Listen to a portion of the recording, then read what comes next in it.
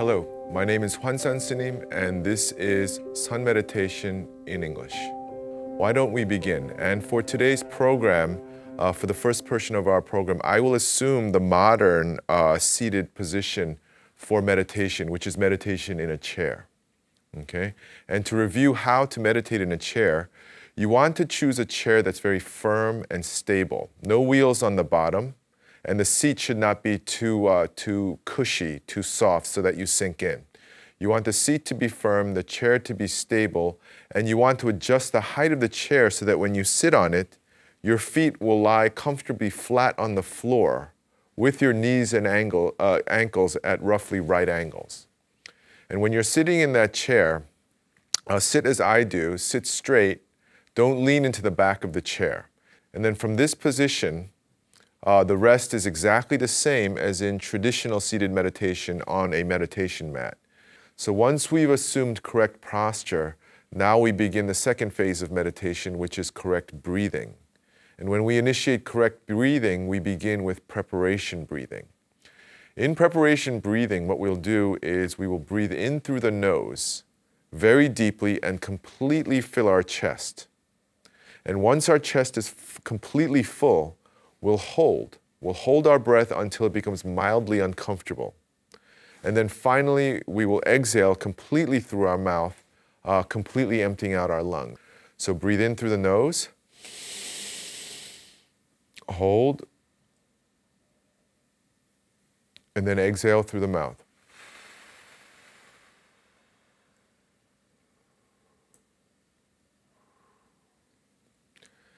As we exhale, let all the tension be released from your body.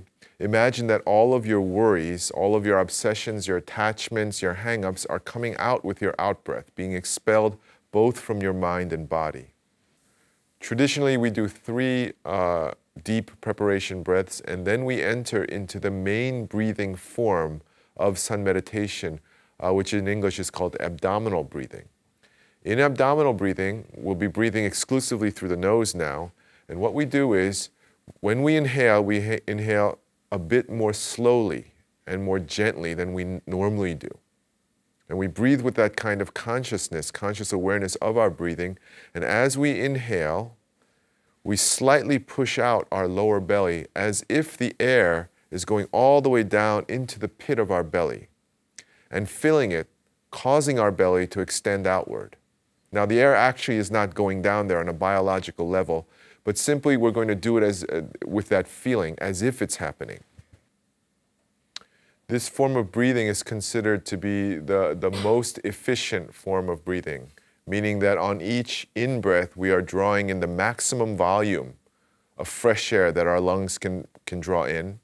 And then on the out-breath, on the exhalation, we are expelling the maximum amount of waste products and carbon dioxides and poisonous substances that accumulate in our body. So this form of breathing literally has a cleansing effect on us physically. Now, because the length of the breathing cycle is so long, what happens, because of the connection between our respiratory system and our nervous system, the longer, deeper, and more stable your breathing pattern, the more calm, centered, and clear your mind becomes. There's a link between our mental state and the way we breathe. Normally, our breathing pattern reflects our mental states, our emotional condition. But when we regulate our breathing, we have the same effect on our mental activity. So when we take our breathing in a very deep, calm, stable way, it has a way of centering, stabilizing, and cleansing our consciousness.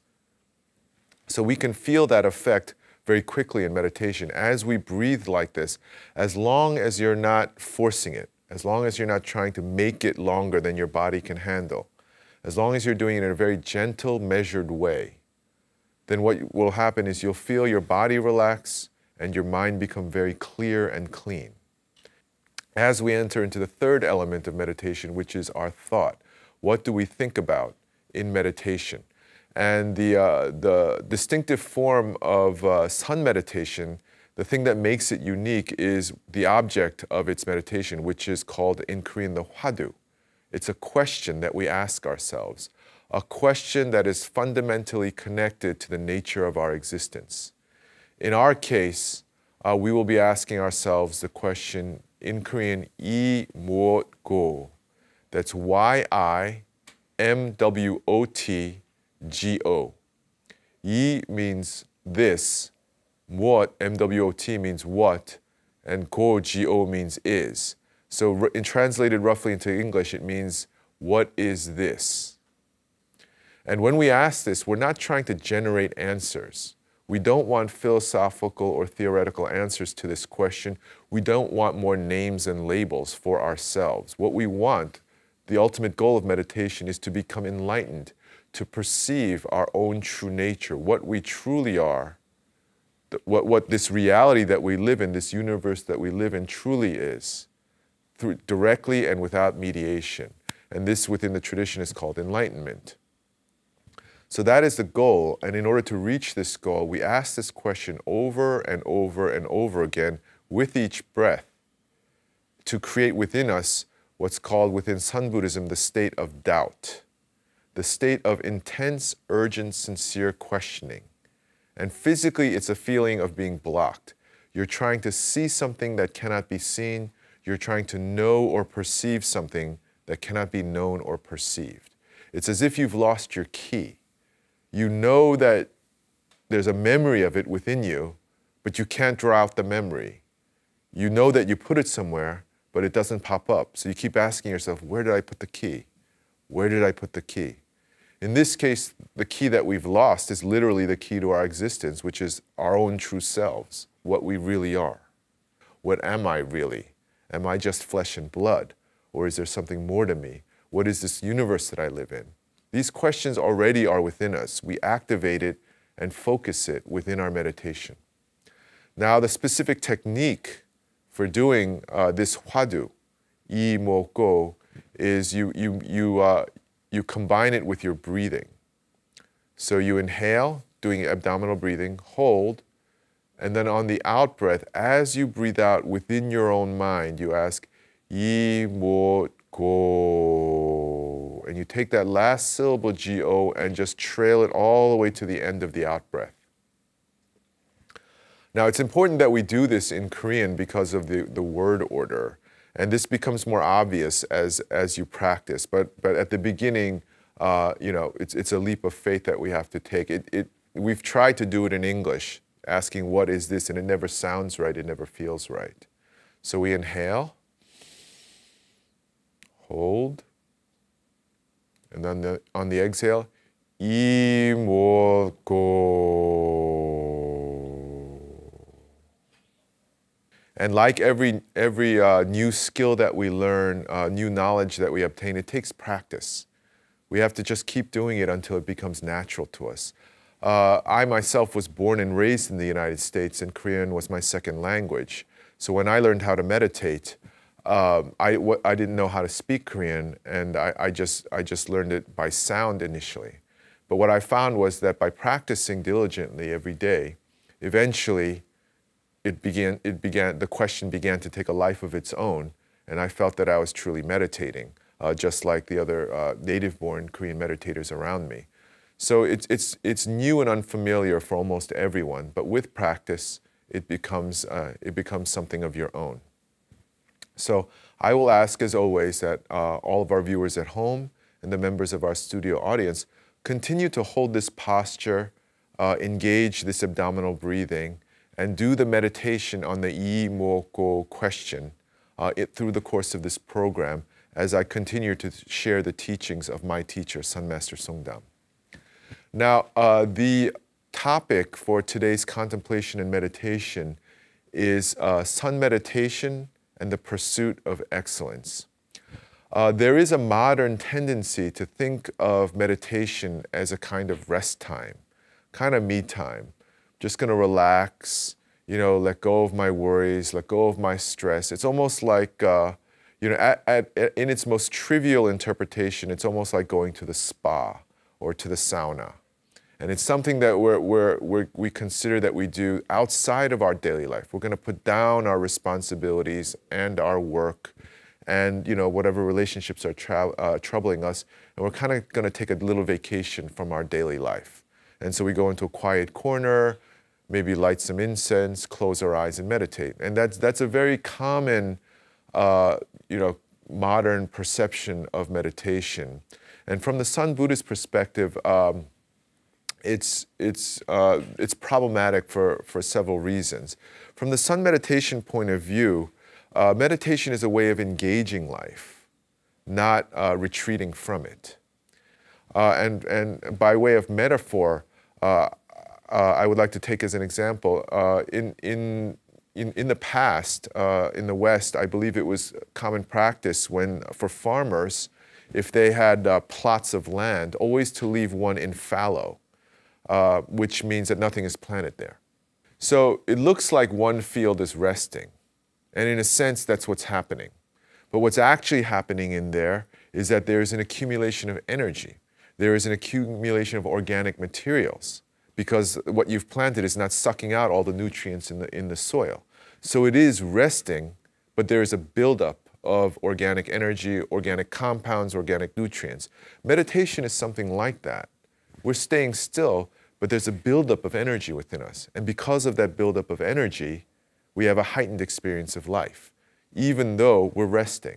So we're kind of getting the best of both worlds. And this is why my teacher, Sun Master Songdam, is so interested in sharing this tradition with the world, because we do need a way to be able to recharge even as we are living. When we understand Sun meditation from that perspective, that it's a way of living, a way of engaging life, then we can understand that we must bring to it the same perfectionism, the same commitment to excellence that we bring to all the important endeavors of our life, whether it be our professions or our significant relationships, or taking care of our belongings or whatever. It demands it demands our highest level of sincerity and dedication. And to give you an example of the kind of mindset that's being called upon, I'd like to share with you a rather dramatic story from the life of my own teacher, Sun Master Songdam. Now, it's said that when he was actually what would now be called a high school student, so he would have been in his mid to late teens, it was around that time that he was becoming interested in spiritual practice. And because his family was very, very traditionally Confucian, the first texts, the first teachings that he encountered were those of the Confucian tradition. And he had an older brother, and his older brother noticed him taking an interest in those teachings and sort of trying to practice them. And so he told his brothers, Sun Master Songdam, he said, if you really want to become a Confucian sage, you have to read this text 10,000 times. And it was a very short tract that he gave to Sun Master Songdam. So Sun Master Songdam, being very young and innocent and sort of pure, took his brother at his word, and for a period of several months, apparently he closed all, he drew the shades on his windows, so to speak, and just focused every day on reading this tract over and over and over again. Now the thing is, these Confucian texts are composed in classical Chinese, not native Korean.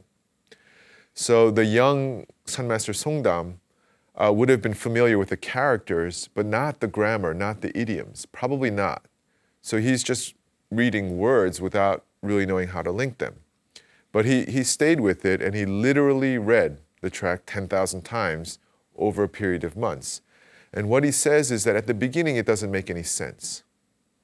But as you read it over and over and over again, as you practice it over and over and over again, he said that the inner meaning of the text began to present itself to him, that he could begin to understand what it meant.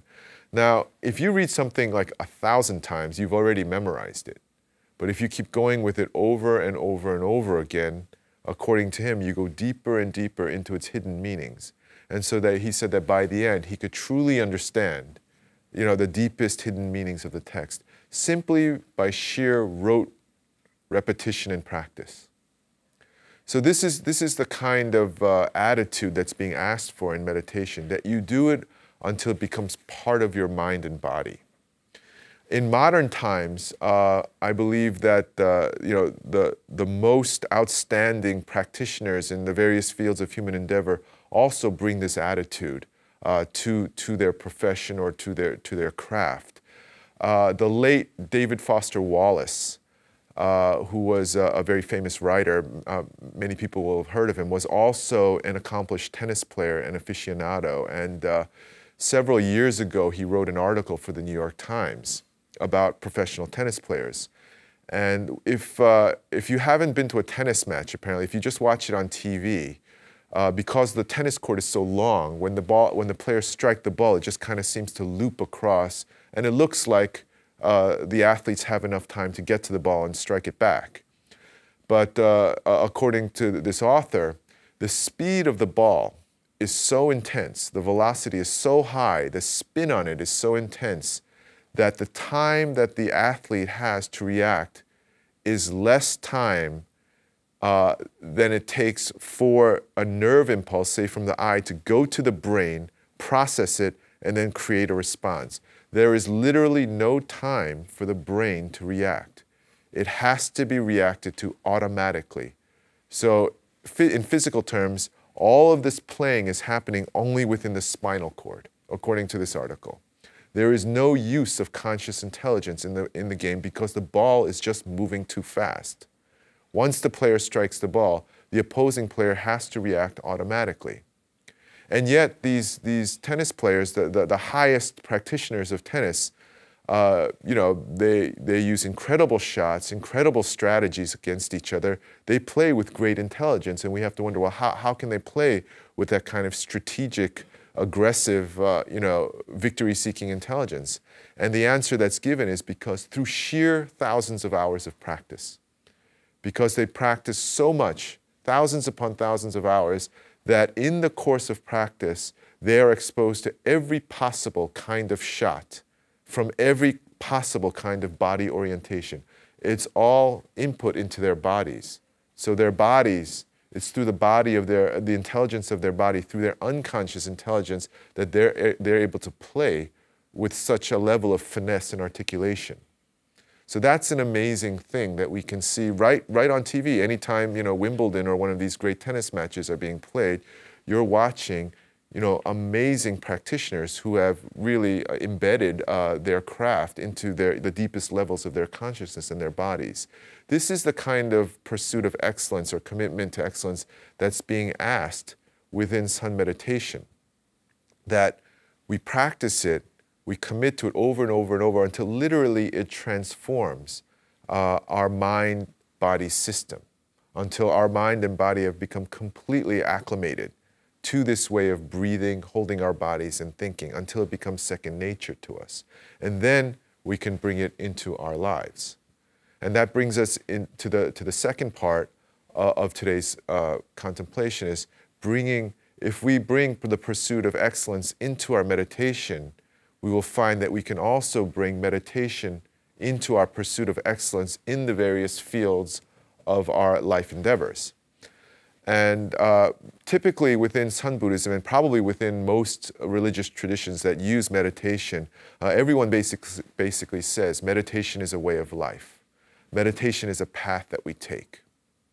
Now that's a very poetic and kind of elegant sounding thing to say, but what does that mean concretely? It's a nice thing, and I think almost all spiritual teachers have said it at one point or another. But what does it really mean? We need to have a very concrete, common sense, specific understanding of that statement to understand how meditation can be used in our daily life. And what that means is this. In any given moment of waking life, we are being bombarded by an unbelievable amount of stimuli. From our external environment, there is all sorts of information coming in through our perceptual faculties. Our eyes are being bombarded by light. Our ears are being bombarded by, vibrations in the air. Our noses and tongues are being bombarded by chemicals in the air or in what we eat. Our body is being subjected to all kinds of shocks. So we are being subjected to an enormous amount of information from our external environment, and at the same time, within our bodies and within our minds, we are constantly experiencing an unending wave of physical sensations and mental events like thoughts, emotions, imagery, voices in our heads. So we are being bombarded. In this century, in these times, the amount of stimulation that we're being subjected to has exponentially increased because we're living in a systematized technological environment. So we've got cell phones and PCs and tablets, and so it's just even adding more to the torrent of information from our environment and from our bodies and minds that our consciousness is being subjected to. So when we see that, what meditation is a way of regulating and processing all of that information, all of that stimulus. It is a systematized skill and procedure for dealing with all that the world is giving to us through our senses and through the functions of our mind.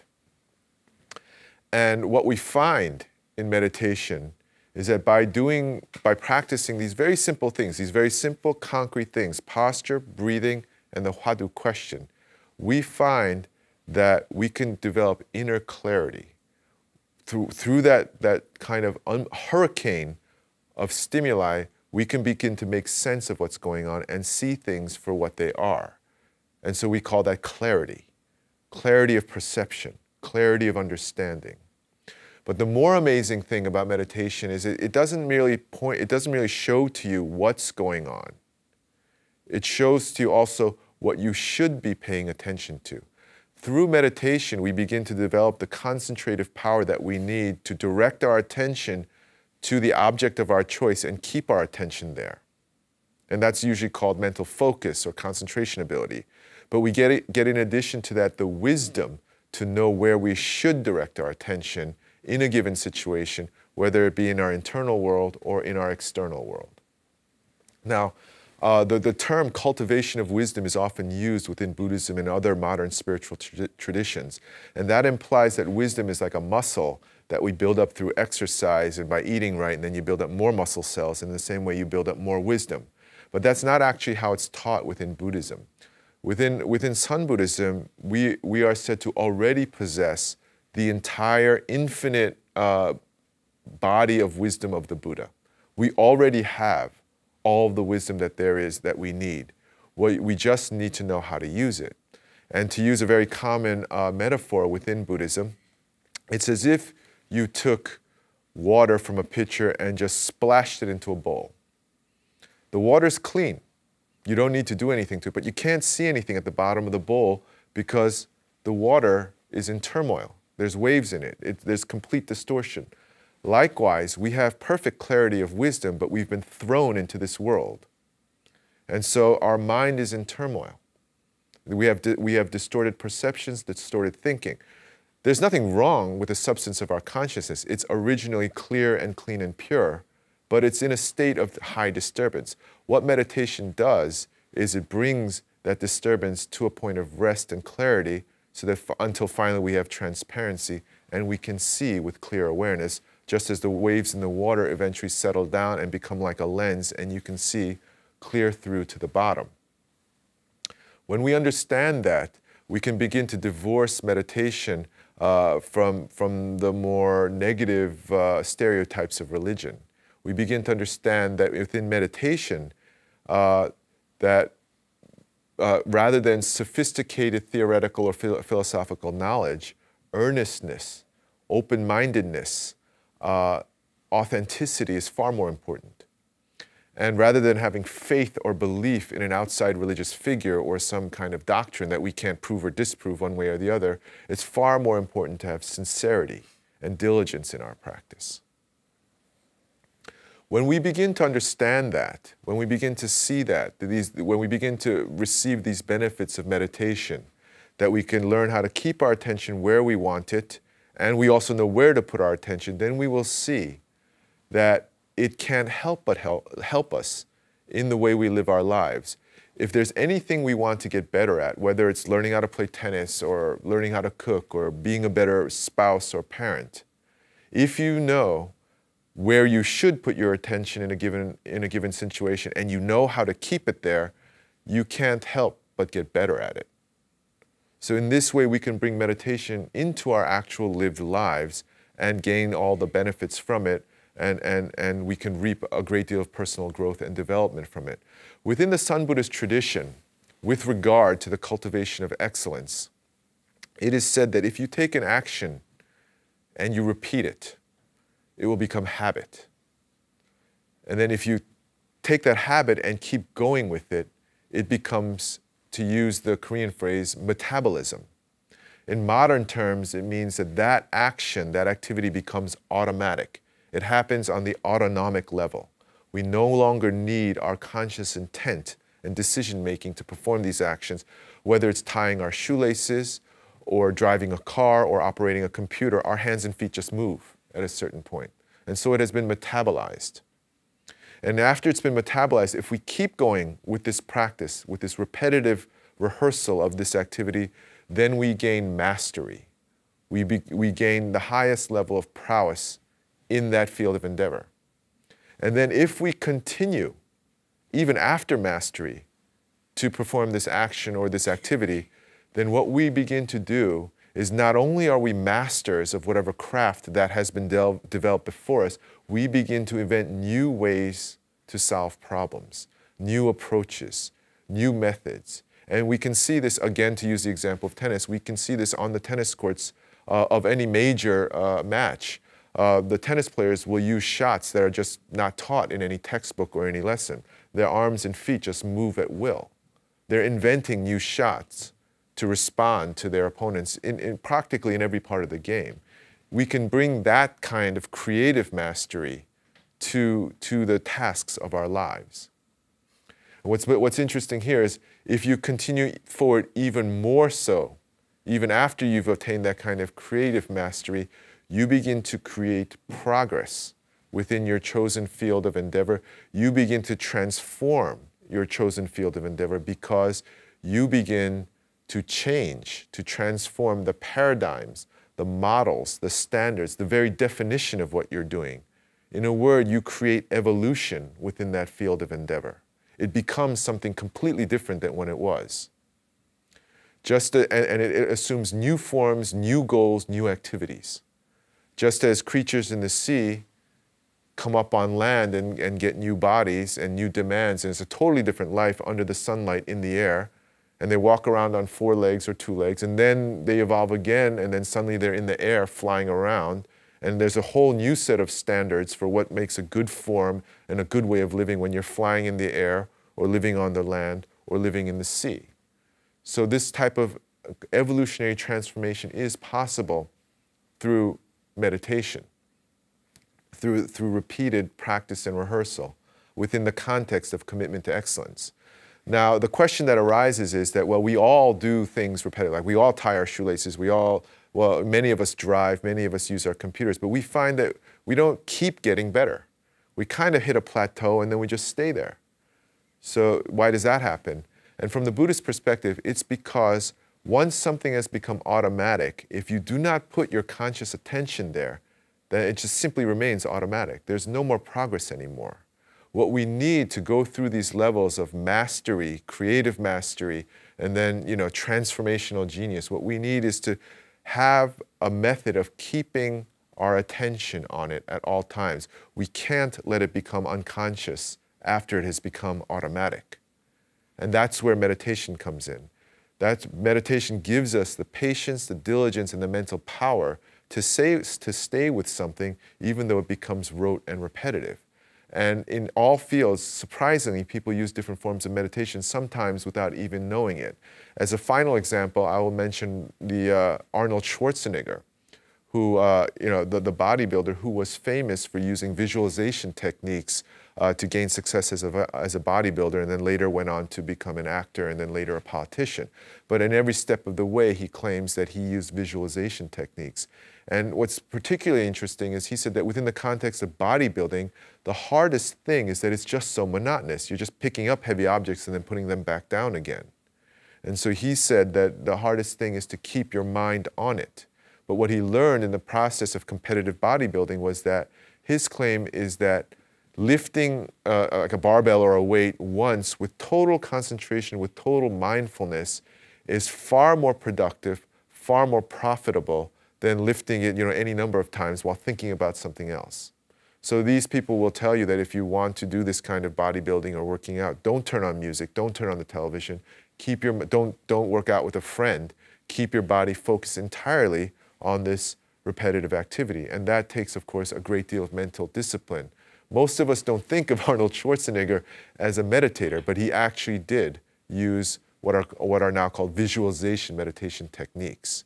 Within the context of sun meditation, it's something different, but we can see that, intentionally or unintentionally, these forms of mental discipline are already being used in a surprisingly diverse variety of fields. So why don't we take a break here, and then when we get back, we'll continue on in our discussion of sun meditation and the pursuit of excellence.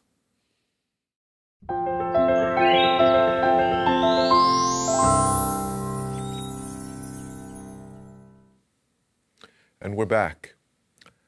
Now, in the first half of this program, we've covered the relationship between sun meditation and the pursuit of excellence. And now, for the second half of this program, I would like to elaborate on that by considering the connection between sun meditation and work. Work meaning any task that we have to perform in the course of our lives. Now, within the Sun Buddhist monastic tradition, actually work is held to a very high standard. Currently, I think many modern people who haven't been exposed to meditation that much yet think of meditation as something that they can do away from work. And this actually is a modern misconception, because especially within Sun Buddhist history, work was considered an integral part of our meditative practice, an indispensable part of our spiritual practice. And there's a very, very famous story about a Chinese Chan master. Chan is the Chinese pronunciation of sun. Chan, sun, and Zen are basically the same word. So there was a very, very famous Chinese Chan master, a story told about this master that illustrates the importance of work performed well in a monastic community. The name of this master was Bai Zhang, and he lived from the year 720 to 814 of the Common Era. And he was a very, very revered master of a very large monastic compound in ancient China. And at a time when he was very, very elderly, he had grown very old, and he had a habit still of going out with the younger monks every day to perform daily labors. And in those days, in that time, the monks also grew their own food. So a lot of that would be some pretty intense farming labor. So every morning he would go out with them, and his disciples and the other monks were worried about his health, worried that he was exerting himself too much. But he was a stubborn old monk, and so when they told him, oh, you don't have to come out, you can just rest, we'll take care of it, he would insist on going out. So finally, they decided, well, we're going to have to do something about this. So one day they hid all of his tools. This is a very famous story. So that morning he wakes up and he goes out, and he sees that all his tools are gone. So he can't go and work with the other monks. So Master Bai Zhang goes back to his room and just stays there for the rest of the day. And what happens is that his disciples find that he's not taking any of his meals. He doesn't eat breakfast, he doesn't eat lunch, and he doesn't eat dinner. So they go up to him and they say, why aren't you eating? You're elderly, you should keep your strength up. And then he answered them very curtly. He said, don't work for a day, don't eat for a day. So they realized and they gave in, and so they returned his tools to him, and he went back to, performing his labors with the rest of the assembly of monastic practitioners. This is the extent to which work is valued and esteemed within a monastic community. The reason for this is because Sun Buddhists, like probably most cultures in the world, know that basically anything that a human being does, any act that we do, can be done well or poorly. Even breathing, we now find when we meditate, even breathing, the most unconscious, automatic, untaught, unlearned activity that we do, When we learn meditation, we know there's a right way to do it and a wrong way to do it. Even sitting in a chair, sitting still, there's a right way to do it and a wrong way to do it, a productive way to do it, and an unproductive way to do it. And for Buddhists, because of their emphasis on the law of causality, the natural law that all events and actions produce consequences, Buddhists tend to be very careful about the way we act, or they want to be when considering their actions. Because according to the classical traditional Buddhist teachings on causality, if we undertake positive actions with positive intentions, positive consequences result. But if we undertake actions in a negative way with negative intentions and negative attitude, then negative consequences will result. So because of this, there is no act, no event, no work that we do that is considered trivial. In Sun Buddhism, it is considered the most important thing to bring infinite care, 100% sincerity to every single thing that we do. And because of that, work is highly esteemed within a monastic community. There is no act that is trivial, and there is no work that is considered menial. And everything is to be approached with this level of care. And when we understand that meditation, in a way, is a systematic method of increasing our sincerity and attentiveness to our work. Many people think of sincerity as an inborn human trait, like a quality of someone's personality. Like you can say of someone, oh, that person has brown hair, hazel eyes, and they're also very sincere. But from a Buddhist perspective, that's not the case. It is a skill that can be developed and cultivated over time to the heights of mastery, just like anything else that we do. So, and this understanding of the importance of bringing meditation, sincerity into our daily actions can be seen within the monastic system itself, within the program that all Buddhist monks have to go through to become monks in the course of a monastic career.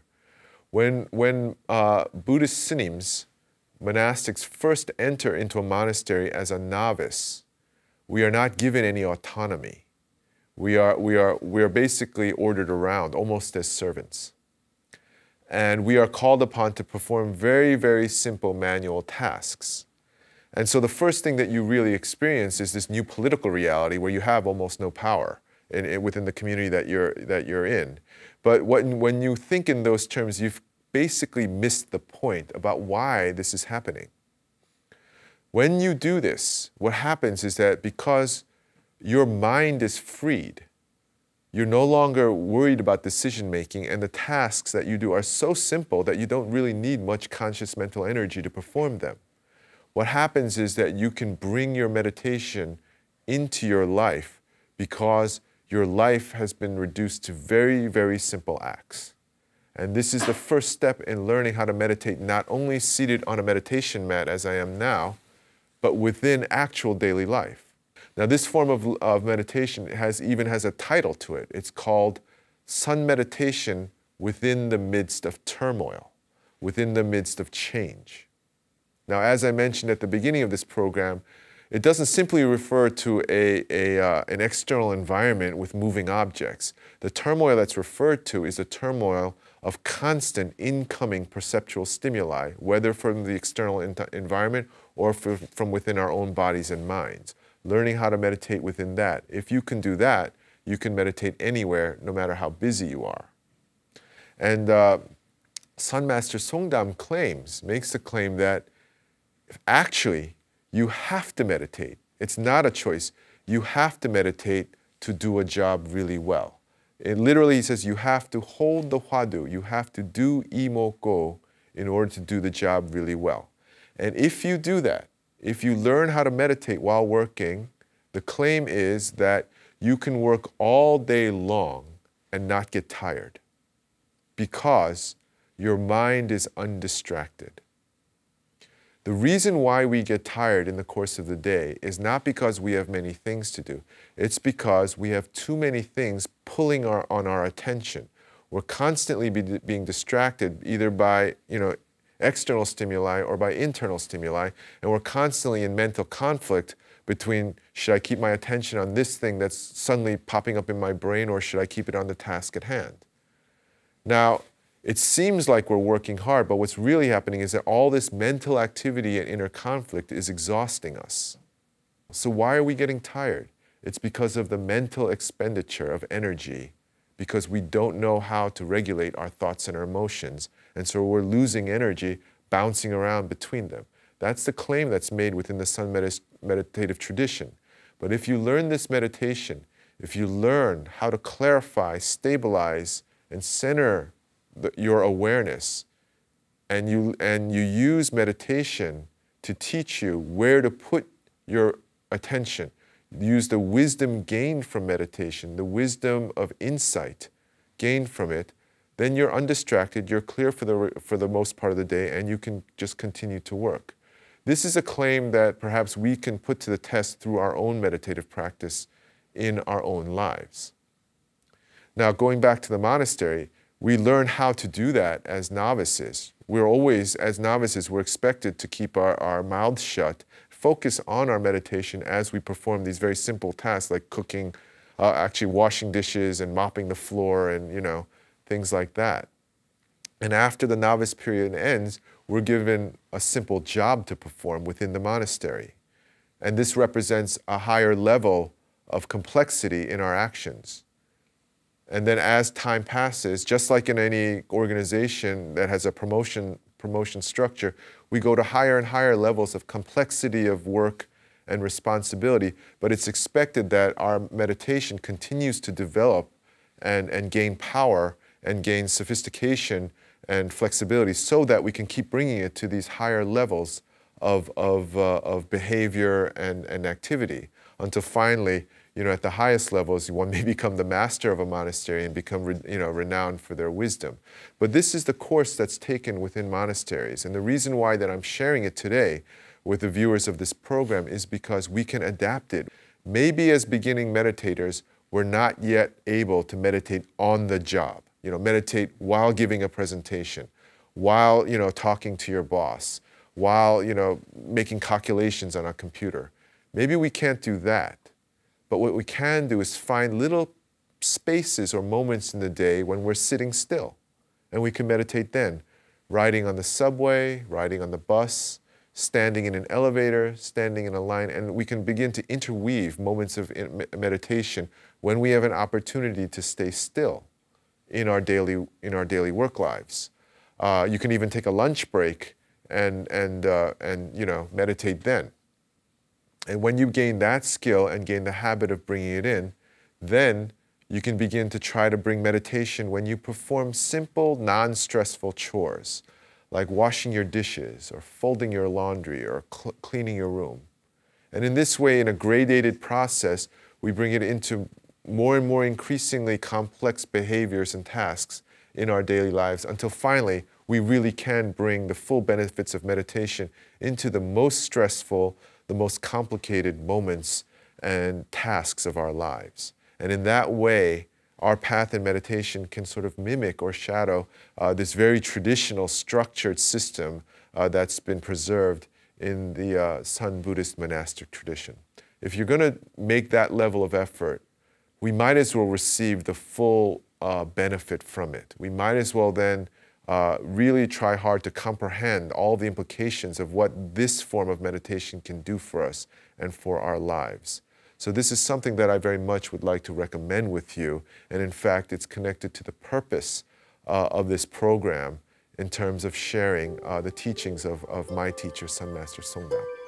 So we've run out of time today, so I'll stop here.